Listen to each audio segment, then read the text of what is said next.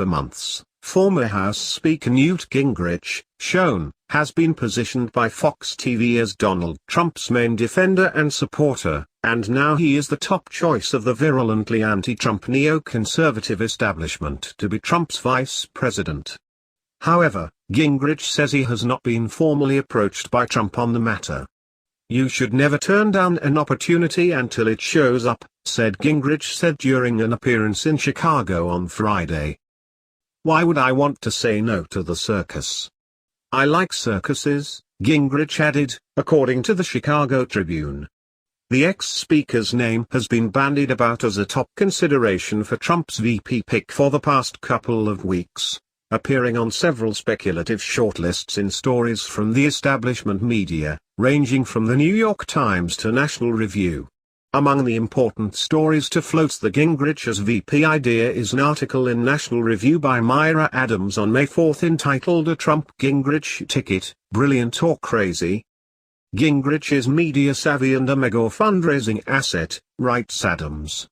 He is good on the campaign trail and could solidify support among conservatives, she insists, even though conservative voters have repeatedly rejected him.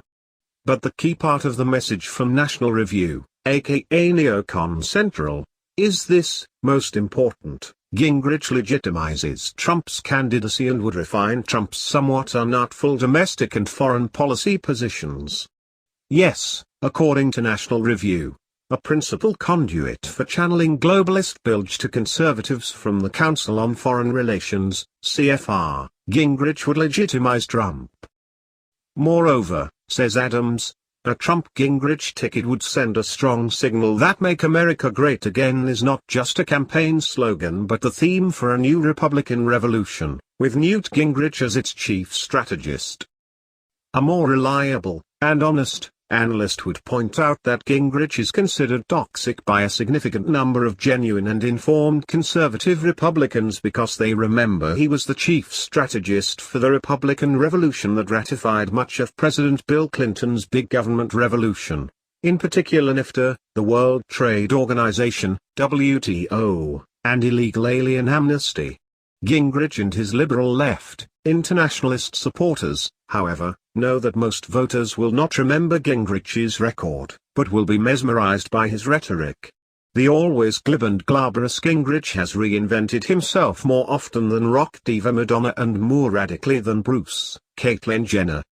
He moves back and forth with seamless ease across the political spectrum and across bipartisan lines, denouncing liberal Democrats on the one hand, to the glee of conservative Republicans, while simultaneously on the other hand working with Nancy Pelosi, Al Gore, Barack Obama, Al Sharpton, Howard Dean, and others of the same ilk, helping promote their big government agendas. Trump needs a VP who will sing from the same hymn book he does on the campaign trail, pacify conservatives and can pull the right levers of power in D.C. to get things done once in office.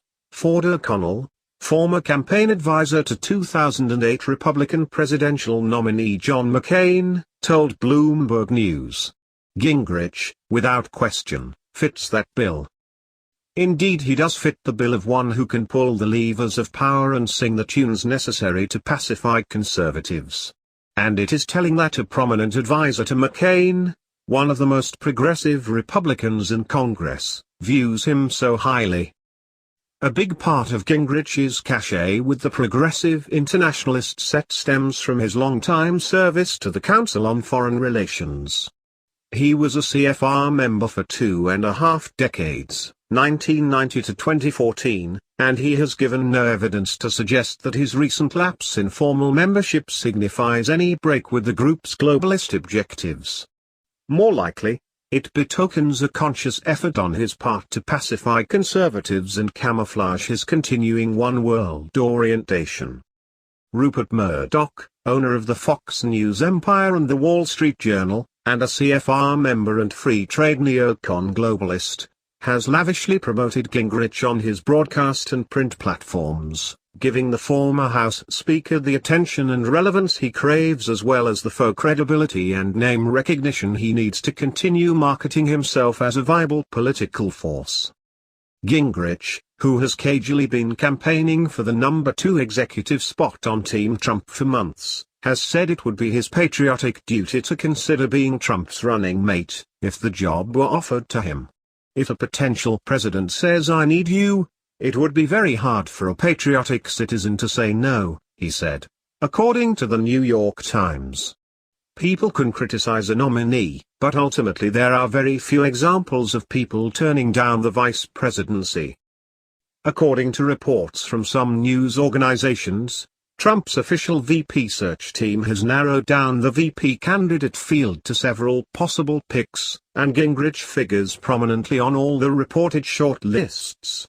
Some of the other names that pop up as possible Trump running mates: New Jersey Governor Chris Christie, Texas Senator Ted Cruz, Ohio Governor John Kasich, Florida Senator Marco Rubio, former Alaska Governor Sarah Palin, Iowa Senator Joni Ernst, former Arizona Governor Jan Brewer, Oklahoma Governor Mary Fallin, and others.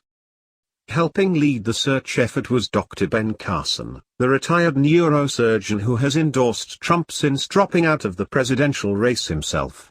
Bloomberg and other news groups have reported that Carson recommended Gingrich for the slot, but those stories rely on unnamed sources, and Carson has not been directly quoted endorsing Gingrich for the position. As Gingrich continues his clawing and slithering campaign back to the levers of power, with the indispensable assistance of Murdoch's Fox News and the neocon echo chambers at National Review and the Weekly Standard, prudent conservative voters will be scrutinizing his record to discover the real Newt Gingrich.